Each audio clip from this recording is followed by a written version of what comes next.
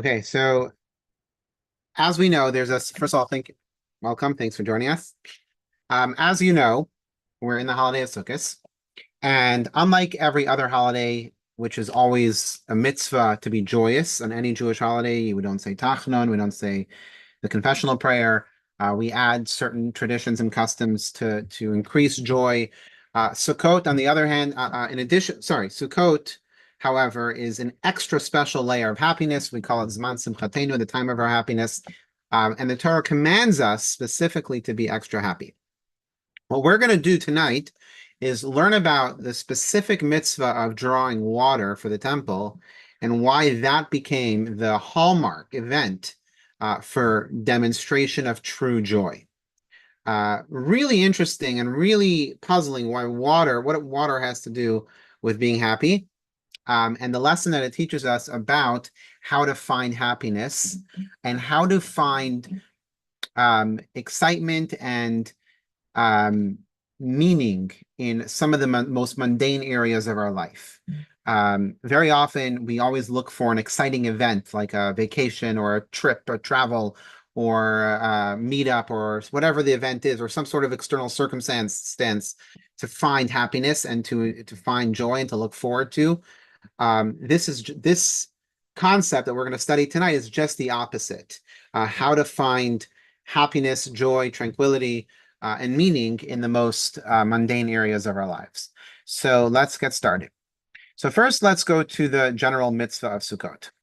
The mitzvah that we actually have one more day besides today. Tomorrow's the last day, where we are supposed to take the lulav and the etrog, the palm branch with the myrtle and the willow, all tied together, and the esrog, and we hold all four of them together, and we make the blessing in the sukkah for the 7 days. And it says in the last line here, this is the only time the Torah says this like this.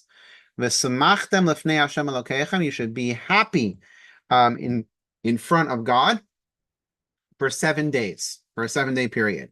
In other words, the Torah is very specific, not just that it's a general holy time, but you have a mitzvah to be happy. And this comes in the same verse of the mitzvah of lulav and etrog, of taking the four kinds, holding them together and making a blessing in the sukkah. That is like the prelude to this happiness that we talk about. This is from the verse, from the Torah, in the portion of Emor, I believe. Now, there's another mitzvah, which is not actually one of the 613 commandments, because it's listed in Isaiah. And as we know, the 613 commandments can only come from the 5 books of Moses, from the core of Torah. However, the tradition is that we're supposed to draw the water that is poured with the sacrifices for these days, these 5 days of Chol HaMoed, that we're supposed to do that with water. Now, let me just give some background. The general mitzvah of the sacrifices always included wine. There's a sacrifice called the Tamid sacrifice, and there was a mitzvah to pour wine in that sacrifice as part of that sacrifice. On Sukkot, the mitzvah specifically, or at least the way we learn it from the sages, commands us that instead of wine, we use water. And there was a special ceremony to draw the water from the well near the temple and bring that water over to the temple. So this verse in Isaiah gives us a little bit of a hint, telling us that here is how this mitzvah was observed. There was a mitzvah to pour the water, knowing this through the sages, and as a prelude to that, the entire nation of Israel that was gathered, for the 3 pilgrimages, and Sukkot was one of them, they would all go to the well and draw the water, and they would bring the water to the Beis HaMikdash, to the temple. Now, this event, as the Mishnah tells us, was one of the most joyous events, if not the most joyous event in Jewish history.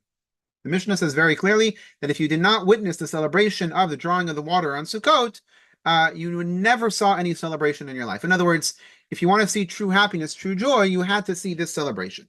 And the Talmud gives us descriptions of what would happen. The greatest sages, who are usually, hunkered over their study, their Torah scrolls and busy with spiritual matters, they would all come out and they would juggle fire, and it was like one of the most amazing celebrations in Jewish culture, Jewish tradition ever. In fact, we try to replicate this in many Jewish communities. The Rebbe campaigned that even though we don't have the Holy Temple, even though we're not drawing the water in today's day and age, we should still try to emulate the joy that they had during this time. So every night in Crown Heights, they have what's called the Simchat Beit HaShoeva, and thousands of people come from all over the New York City, the New York area, and they dance in the streets in Crown Heights. They block off all the streets, with permission, of course, and they just dance with music and concerts and singing. In fact, people even further from New York go just to witness the joy that happens on the streets of Crown Heights. Why is that? Because the origin of this is the drawing of the water.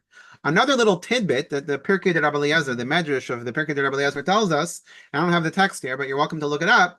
He tells us that Jonah the prophet, the famous Jonah the prophet, who was one of the greatest prophets to ever live, which is a different discussion, but he was one of the greatest prophets. He earned his prophecy because of his unbound joy from dancing at this event, the Simchas Beis HaShoeva, the drawing of the water. In other words, that joy brought out the highest levels of spiritual connection that made him a prophet through the joy of this time. So this event cannot be underestimated and has to be recognized or understood to be such a special event. Now let's ask the obvious question. What were they doing? They were drawing water from a well. That's what everyone has to do to live. In those days or anywhere, you have to draw water from the well for your home, to bathe, to wash your hands, and of course to drink. Without it, you can't live. It's a very basic necessity. Water has no taste. There's nothing special about water. You don't get happy when you drink water. It's just what you need. I mean, you feel good. Hopefully you feel hydrated, but water is water. What is special about drawing the water? Yes, it's for the sacrifices. Yes, it's a mitzvah. But how could people just out of the blue be so happy and be so joyous for this event? Now, even though the Talmud tells us that it happened on the second night of Sukkot, which was the first day of Chol HaMoed in Israel, it actually took place every night of Chol HaMoed. In other words, it continued every single night. So let's examine this event, because this event is going to be the basis of our class and the basis of our lesson that we want to learn about how we could conduct our lives and how we could find true joy and how we could experience love and the meaning that is really within us. So let's take a look at the two mitzvahs. The Torah tells us very clearly in the verse that we had earlier in the class. The Torah tells us you should take the four kinds. It's the picture on the left. You have the lulav, the dasim, the aravot, and the esrog. You hold it together and you make a blessing. And then the Torah tells us you should be happy in front of God on these 7 days, right? That's the first 2 days. The Talmud, the Mishnah in the Talmud doesn't tell us about any celebrations about this, just that we have to be happy. When did the happiness really come out?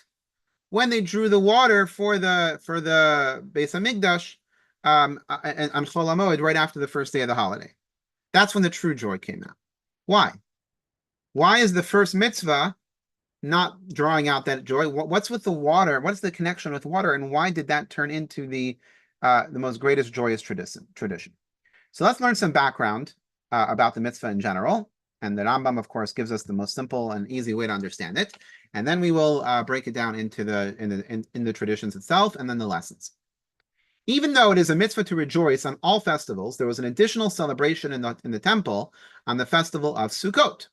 The celebration would begin on the night after the first day of the festival, which is the first day of Chol HaMoed. So remember, we have 2 days in the diaspora because they didn't know when the new month was established, and we keep that tradition in the diaspora. We have 2 days of Yom Tif, but in Israel, until today, there's only 1 day of Yom Tif for the 1 day that's considered the holy day. So on the second night was already Chol HaMoed, was already the intermediate days, and that's when they started the drawing of the water, and that's when the celebrations would begin. Similarly, on each day of Chol HaMoed, this is where the Rambam confirms that it wasn't just that night. After offering the daily offering sacrifice, they would begin to celebrate the rest of the day throughout the night in the process of drawing the water for the following day sacrifice. So, I'm sorry. So the Rambam is just giving us the background. Now, what are some of the things that would happen? They would play the flute as a way to celebrate. Now, the flute they would not be able to play it on Sukkot itself because it's a holy day, but in the intermediate days, they're able to play the flute. This is just an example the Mishnah is telling us about one of the reasons why the joy was even greater is because they had these musical instruments. But let's go into some of the core ideas here. So first of all, earlier we talked about the regular Hamid sacrifice throughout the year, not on the intermediate days of Sukkot, was with wine, not with water. What is the idea of wine? This is a question in general. We're going to take a few minutes to understand why alcohol has an important role in Judaism. Not as a pleasure drink, nothing wrong if as long as we don't misuse it, but alcohol plays a role not just in Judaism culturally, but halachically. Jewish law mandates that wine be included in many elements of Judaism. The best example is Friday night. We make Kiddush on a glass of wine, cup of wine, full cup of wine, because it's overflowing with blessings. Then we make the blessing for Shabbat to sanctify the Shabbat, the same as for the holidays. Now, obviously, if you can't drink wine, you can do it on grape juice, or you can even do it on challah if you have to, but the preferred mitzvah is with wine. Even the Havdalah that we say at the end of Shabbat or the end of the holiday also is done on wine. So Kiddush is a good example. Pesach, Passover, the 4 cups of wine is one of the most famous traditions of all time. And not only that, daily in the Holy Temple, they would always bring wine with the sacrifice. So what is so special about wine? So the Talmud tells us that wine has a spiritual power as well as the obvious physical power, which wine brings out the joy or gladdens the heart.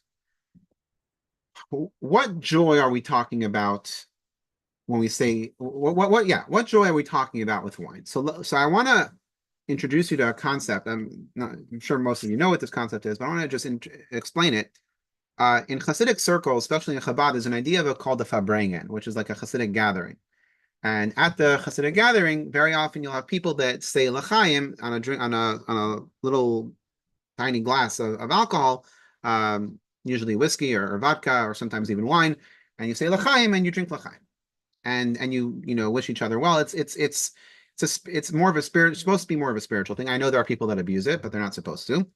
But there's something that alcohol, and in this case wine, the spiritual element of wine, has the ability to bring something out of us that is usually hidden. Not the negative side, not the, God forbid, abusive side. We are not talking about that. Everything in this world has the ability to be misused, and God knows wine and all other alcohol has been misused, and people have done terrible things under the influence. So we're not talking about that. But what we are talking about is saying a l'chaim, or a little bit of wine, has the ability to remove the facade that is blocking our soul, that is preventing our soul from expressing itself through our body. Very often, we have this either social anxiety or whatever it is that's preventing us from being our true selves. And sometimes wine or l'chaim helps us be our true self. And who is our true self? It's our soul. And we let our soul flow and shine. We always say that, when you want to see the true who a person is truly, after a few l'chaims, you could tell what this person really has inside, because inside that's our essence, and it comes out when we say l'chaim, and hopefully it's all good because deep down we all have a soul. So hopefully that's all that's there, and there's nothing else negative that's coming out. But it's a way to bring out that positivity. I know in reality it doesn't always work that way, but from a spiritual purist approach, the Torah's Talmud is telling us that wine gladdens the heart. It brings out the essence of a person, and this is why wine is included in the sacrifices, because we're trying to bring out the essence of the soul. The whole idea of a sacrifice is to elevate the materialism into spirituality, and that's what we're trying to do with ourselves as well. Is we're trying to bring out the spirituality, reveal the spirituality within ourselves, within our physical being. Another reason why we use wine is because when we make Kiddush or drink 4 cups of wine, it can't just be something that we do randomly. It has to have an impact on us physically. So when you make Kiddush on wine, you're taking a valuable drink, a drink that usually costs a lot more than a regular drink, and you're taking a drink that actually has an impact on you, and you're making it holy, which means you're really tapping into the physical you and making it holy. So that's the role in no simple terms. That's the role wine plays within Jewish law. I'm not talking about Jewish culture necessarily, and I'm also not negating the negativity that could be associated with it. I'm focusing mostly on the concept theoretically that wine and alcohol play within Jewish halacha, within Jewish law. So now that we said that, if wine is so special, wine gladdens the heart, and the whole idea of Sukkot is to be happy, why are we using water on Sukkot instead of wine like we do every other day? If anything, on Sukkot we should have double wine. We do 2 glasses, not one, whatever. If anything, wine is the pinnacle or the essence of trying to bring out the joy. So the truth is, there's something about water that Sukkot brings out even more than wine, which water has the ability to accomplish even greater than wine. And what I'm going to do now is explain a concept of in Hasidus or Kabbalah known as Chachma and Bina, wisdom and understanding, but it's the 2 first character traits that God revealed when he created the world, and also imbued it within us. We all have the idea of Chachma and Bina, we all have it internally, but it's also represented in all creations, where a man represents Chachma and a woman or a female represents Bina, and I'll explain it all in a second.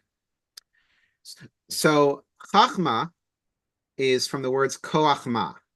Chachma means wisdom, literally translates as wisdom. But it actually comes from the word koachma, which means the power or the strength of the essence. What is wisdom in this case, or in this way of understanding? Wisdom is a spark.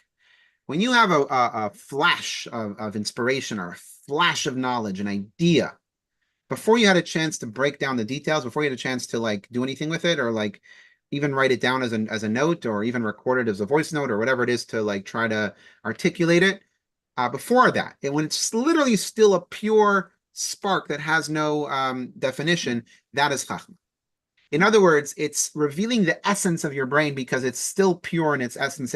You didn't bring it into thought. You didn't break it down into details yet. The details kind of cover over the essence of it sometimes. So the chachma in its purest form is the spark of wisdom. And in godly terms, that represents the spark of God's energy to empower the world that was first brought out by the koachma, by God's first spark of energy, which is known as chachma, the first character trait. The second character trait is called Bina. Bina is understanding. That's what it literally means. In this case, it means bringing something down into detail. So just like the flash of wisdom you have to actually now articulate it either on paper or in words or in some other form. So it's actually now has the details, and you can start thinking well, maybe it's not really such a good idea, because now that you broke it down into details or you're having to explain it to someone else, it becomes clear that it's not such a good idea. Or just the opposite, it was so brilliant that by articulating it, you actually brought it into reality, that now it could be acted upon and be turned into something special and amazing. So Bina is the conduit, or Bina is the tools that you use to take the spark of wisdom, the flash of wisdom, and turn it into something that could be acted upon. In nature, you see this very, very clearly with conception of a human being, because the male provides the spark of a fetus, the spark of a potential human being, but that's it. It's all it is. On its own, it can't do nothing. And the female, so the male, which is chachma, is the spark. It's the potential. And bina, which is represented in the female, takes that spark and develops it and turns it into an actual fetus, an actual human being that eventually, after 9 months, can be birthed. That's one of the best examples of how Chachma and Bina operate, but it also operates that way within us in everything. So we first have the Chachma side of us, we have the spark of energy, but then we have the Bina, which is the developing it into understanding and developing it into words. The same goes with almost everything in the world. Everything needs to have a Chachma and a Bina. In computer science, it's the zeros and the ones. There needs to be that differentiation in order to have the first spark of energy, and then the breaking down into the concepts and into something that could be communicated. The definition of Bina is that it could actually take something and turn it into a communicatable device. So, for example, imagine you buy a business that hasn't accomplished anything, but has a lot of potential, and you turn that business into a very successful, profitable business, and then you turn around and sell it. So you were the Bina of that business. It wasn't your idea. You bought the business, but it wasn't functioning. So you turned what was an idea into a business, and now you sold it. Now you turned it into a communicatable or a valuable item. You were the Bina of that business. Any questions? All right, so that's the idea of Chachma and Bina. Now, in our case, wine is compared to Bina, and water is compared to Chachma. Wine is the idea of understanding, and water is the idea of wisdom. Let me explain. So let's start with the story of Rabbi Akiva.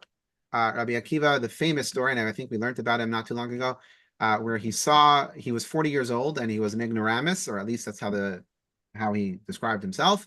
And he came to the study hall and he noticed that there was a rock that had this big hole in it. And there was water dripping like into that hole, but he didn't know like who made this hole.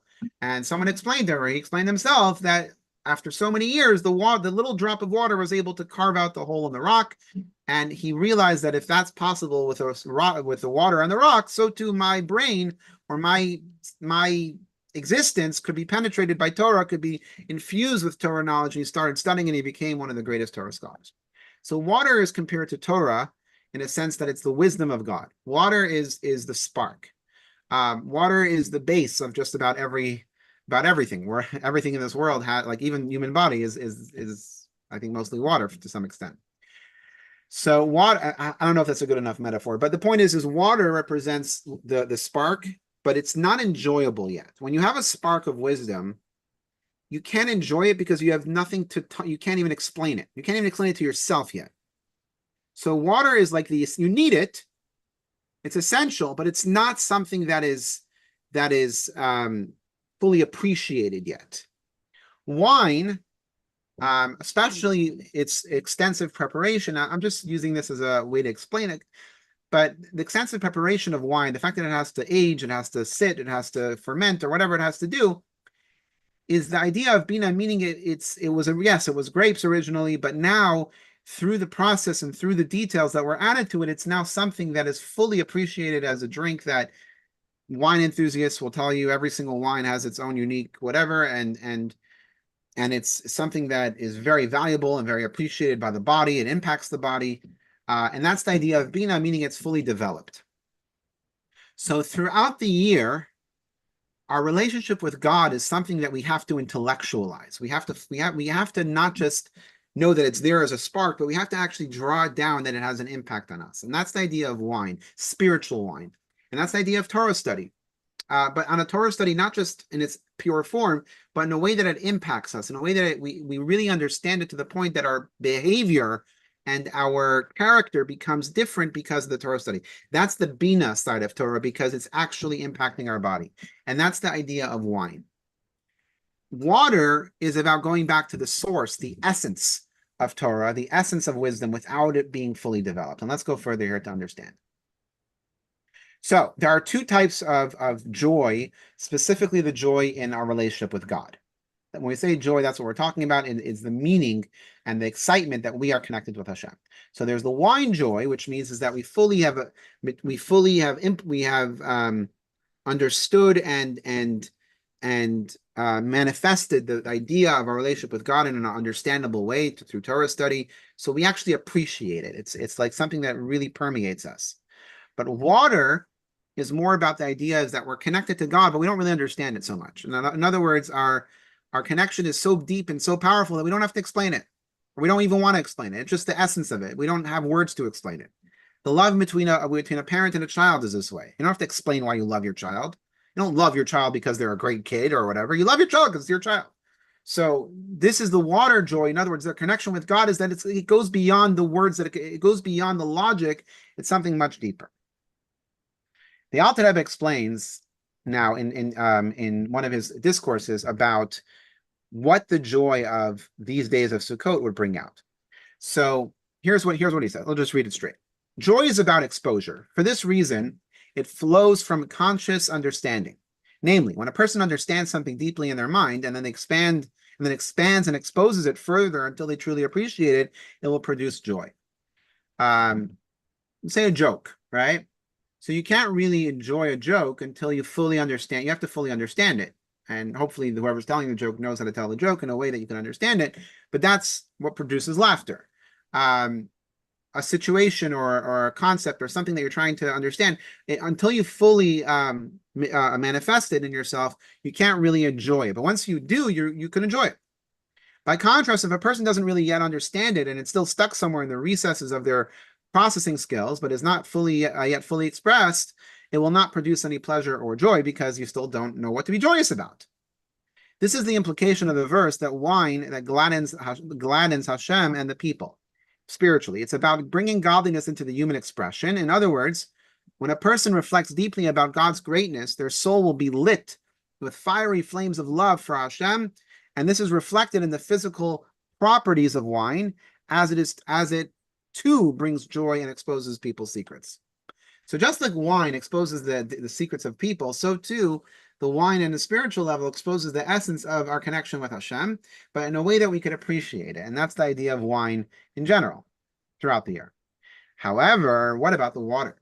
So the difference between the wine libations of the entire year versus the joy of the festival on Sukkot could be understood by way of illustration from a human experience.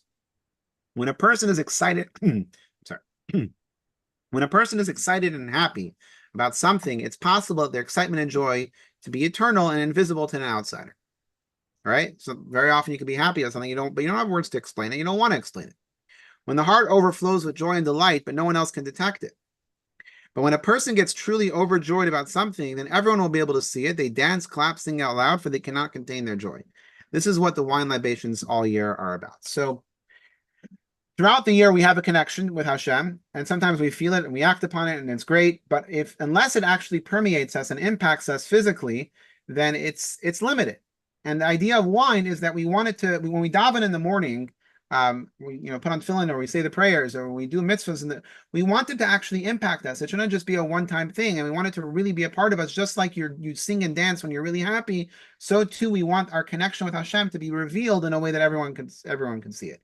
And that's why the wine was included in the daily sacrifice, to teach us that we have to let the connection we have with Hashem permeate us in a visible way. However, the water libations were exclusively on Sukkot. Why?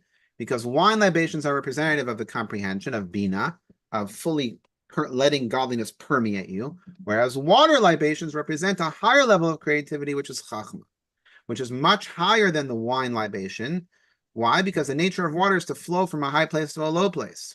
But the water libation is loftier than the wine libation. So he doesn't really explain the water so much over here. But he makes it clear that the water, like the pouring of the drawing of the water, which was the prelude to pouring of the water, represented the essence, represented a much higher level, the deepest levels of chachma, the spark, which even though water is less valuable than wine, but the representation of it is much more essential to who we are. Just like water is essential for us to live, wine is not essential for us to live. So water goes to the core of who we are in a way that we can't even explain. And the Rebbe explains it even further.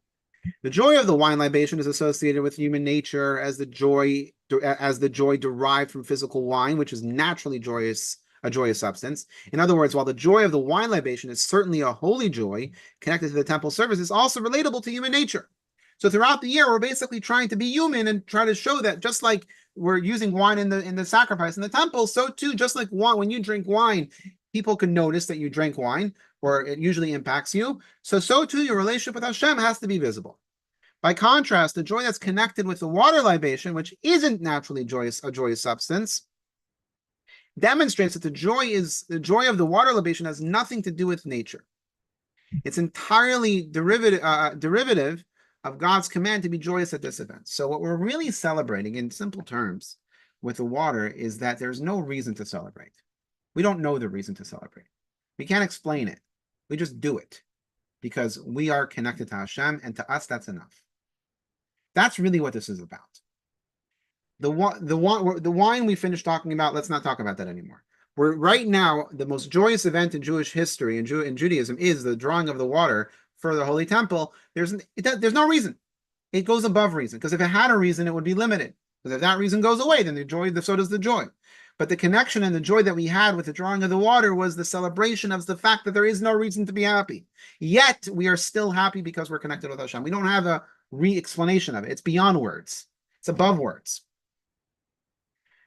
Throughout Jewish history, Simchas Torah took place many times under fire, or under pogroms, or under other difficult times.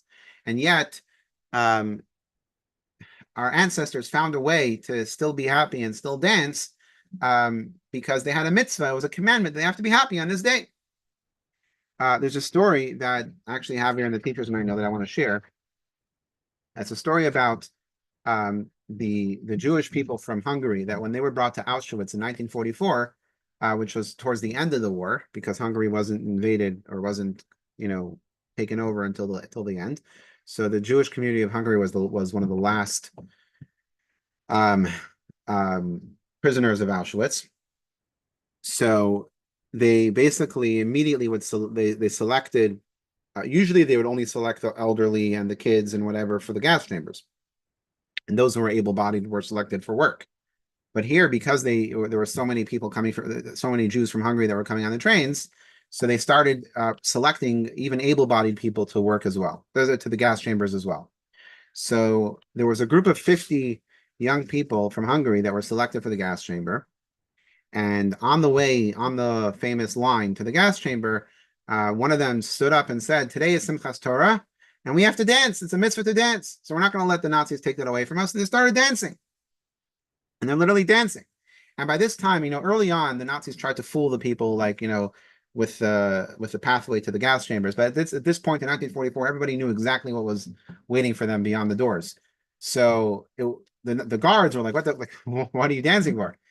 And they said, we're dancing because we are celebrating our connection to Hashem, and we're celebrating that we're leaving a world that's run by you guys. And the guards were so angry when they said that they pulled them out of the line and they said, we're not going to let you go to the gas chambers tonight. We're going to torture you a whole night. And tomorrow we're going to put you in the gas chambers. And that night, there was a transport that came and said they need able-bodied workers for something emergency. And they took this group, thereby saving them from the gas chambers. But the point of the story is that celebrations don't always have to be in the most happiest times. Last year on Simchas Torah, we danced and we cried at the same time, for obvious reasons. We didn't want to dance. It wasn't that we wanted to dance. The entire Jewish world was under attack. But there's a mitzvah to dance. And that's what we did. It wasn't that we were dancing because it's a joy. We were dancing because our whole purpose of dancing was beyond explanation anyways. The whole reason why we danced in Sukkot Torah wasn't because of a reason. It wasn't like celebrating a event. We were dancing because there's no reason. And that's the mitzvah. And that's what the drawing of the water was so special for and the celebrations of the drawing of the water were so special because it was the one celebration that was beyond any sort of logic. So the Rebbe goes on to say, this is the advantage of the water libation over the wine libation. The joy of wine is rooted in the natural order of things. So it's limited by counters of nature. You can only be so happy with wine. In other words, wine obviously makes you happy, but the point is it's nature. By contrast, the joy of water is entirely credited to God's command. In other words, there's no real reason why we're dancing other than the fact that Hashem commanded us to, which is unlimited. So the joy it triggers is also unlimited. And that's why when our happiness and when our joy is so is rooted in this beyond logic connection that we have with Hashem, then there's no limit to how joyous we can be. And that's why it became the happiest event of all time. So true joy is not related to what we understand or appreciate, but rather from our deepest commitment to Hashem.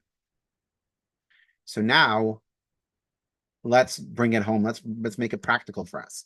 So joy comes from understanding and appreciating something that isn't the true experience of joy. Sorry, joy that comes from the understanding and appreciating something isn't the true experience of joy.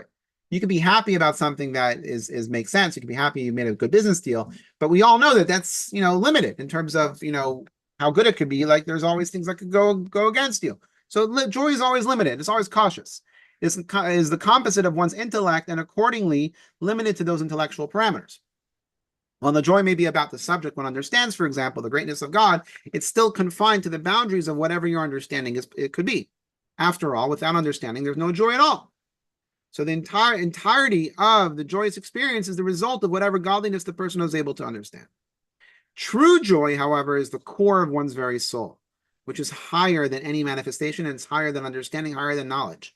Such joy brings out the essence of the matter. Such joy can't be contained. It cannot be like if you're happy, you're happy. Like there's no joy that could there's nothing that could stop you because your whole reason for being joyous is not understandable.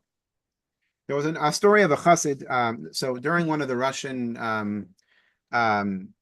persecutions of the Jewish community in Karlin, a city named Karlin, so there was a curfew against Jews leaving at night. They were not allowed to leave their homes at night. Everyone else was allowed to, but a Jew was not allowed to be caught out at night. Now, there was a Chassid who really wanted to go ask his Rebbe a question, and he decided he's going to sneak and he's going to try to find his way to the Rebbe's house so he could ask the Rebbe a question. Unfortunately, he was caught, and he was arrested, and he was thrown in jail for violating the curfew. So the Chassid is sitting in jail, and he's thinking, well, listen, I couldn't see the Rebbe tonight. However, I still have my Tehillim. I always carry my Tehillim, my book of Psalms in my pocket. So at least I could say Psalms. So he started reciting the Psalms with passion and excitement, and one of the guards overhears him praying, and he looks and he sees, you're in prison. Why do you he sees that he's like so happy about praying. So he takes away the book, he takes away the Tehillim, and says, you're in prison. You're not supposed to be doing anything right now. So this chassid was like, well, listen, I can't see my Rebbe. I can't even say Tehillim anymore, but I'm happy that I'm Jewish. I'm celebrating the fact that I'm Jewish. So he gets up and he starts dancing. Mm-hmm. And the guard looks at him and he sees this crazy man dancing. He says, you know what? Get out of here. This prison's not meant for the mentally ill. Get out of here. And he released him. So once again, this goes to the essence of what joy means. Now let's translate this to relationships. So number one, first lesson is that to be happy is true happiness goes above and beyond what we can understand. And that is our connection to Hashem, which is beyond our logic, beyond our understanding. But when we're celebrating that joy that comes out of that is so much greater than anything, and it's limitless. Now, when it comes to relationships, so obviously when you start a relationship with someone, whether it's a romantic relationship or business relationship, but specifically a romantic relationship, so yes, you need to intellectualize it first. You need to make sure that you understand why the two of you are meant for each other, why you have shared values and you share shared goals and everything else that is necessary and important for a successful relationship, not just based on lust or based on any other external factors. However, your relationship ultimately should reach a point that it goes beyond logic. Your connection and your love for the other person doesn't have a reasoning or understanding, but it's actually something that is beyond your understanding, which is what makes that love limitless. So the fifth Chabad Rebbe explains like this: the idea of the water libation, as well as all the revelations of the festival of Sukkot, is the manifestation of energy drawn down on Yom Kippur. As we know, and we learned 2 weeks ago, Yom Kippur is the one day that our souls are connected with Hashem in a way that they are not connected the rest of the year. However, that energy comes down through Teshuvah, but it still needs to come out through a physical vessel. So how is that done? Through the holiday of Sukkot. What happens on Sukkot? So first we build a sukkah, and that is the idea of God's energy enveloping us and surrounding us. And then we have the lulav and the esrog, which is the idea of drawing down and internalizing that godly energy. So first we have to dwell in the sukkah, eat in the sukkah. That's the idea of enveloping us with the energy that's drawn down on Yom Kippur. The lulav and the esrog is internalizing it in a way that it becomes physical, in a way that it's elevating the physical that we come in contact with, but also internalizing it into our hearts. And that's why when we, in Chabad at least, that's when we do the movements of the lulav and esrog, we always bring it back to our heart, because we're trying to internalize the godliness and the revelation that is drawn down originally on Yom Kippur and then into the Sukkah. We want to bring it into ourselves. However, after that, once we've internalized it, now it's time to go back to the source, to the essence of who we are. So here's a good explanation. To explain the secret of the Sukkah and the lulav, the Sukkah is the abstract light, whereas lulav is the penetrating light. The Sukkah as an abstract light is reflected in the prayer. Write your Sukkah of peace over us. In other words, it's enveloping. The words over us connotate the abstractness. The lulav, by contrast, is a penetrating light that's presented by the word lulav, which can be translated into the heart, lulav, that it's going into the heart. This is why we shake the 4 species in the sukkah, so as to merge the penetrating light with the abstract light. In other words, to bring the light that's enveloping us, which is a higher light, and merge it into the light that comes down, it comes into us. Even when shaking the lulav at home, the space between the lulav and the wall represents the abstract light. When a person brings the lulav close to their chest, they should have intention to bring some of that abstract light into the penetrating one, so as there's a merger of the two in a way that it actually permeates us, on a way that it could a way that it could be continuous even beyond the holiday of Sukkot. So this is one way of celebrating godliness, and that joy is through the deep appreciation of relationship with God. That's lulav. However, after that, we want to go to the depths our essence, our essential connection to Hashem, revealing the soul, which is beyond comprehension, beyond the logic, and that is through the celebration of the drawing of the water, which goes against every natural inclination. Why are we being happy about this? Because we are celebrating something that is beyond logic. And that's why it became the happiest time in the Jewish community in a way that can never even be explained. That ever brings us home. The joy of the water libation begins on the second night of Sukkot after we've worked on the joy associated with the lulav that's taken on the first day. Why? Well, on the first day, a Jew is able to bring the abstract spiritual energy in the sukkah into the eternal, penetrating expression through the mitzvah of shaking the lulav. And by doing so, a Jew is able to reach on the second night of Sukkot, in other words, to the second level of happiness, which is the drawing of the water with joy, which is a joy that transcends reason. In other words, this Jew's commitment that is entirely above reason has saturated and penetrated their entire being, such as it is able to trigger an open expressive joy.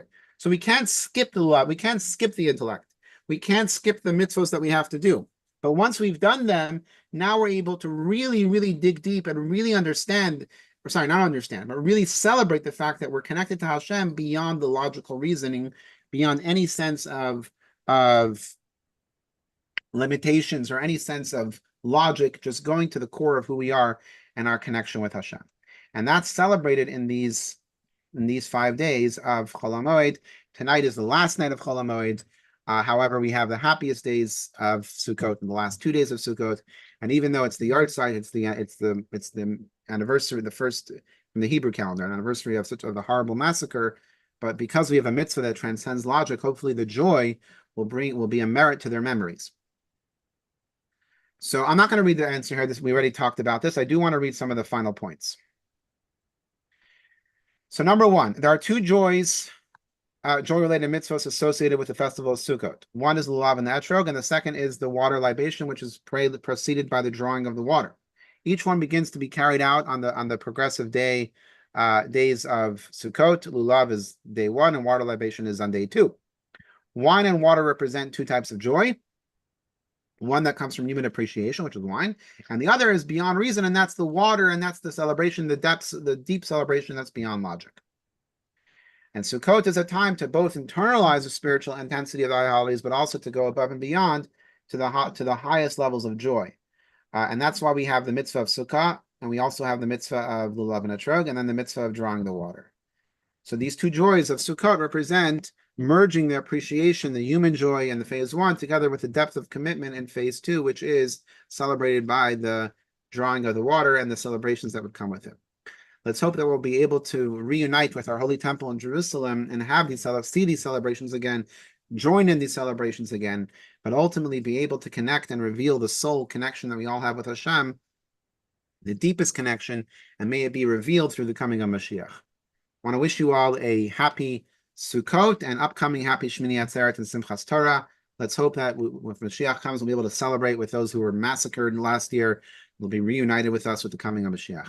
So thank you all for joining. Of course, you're welcome to unmute yourself if you have any questions. Thank you. Thank you, Rabbi.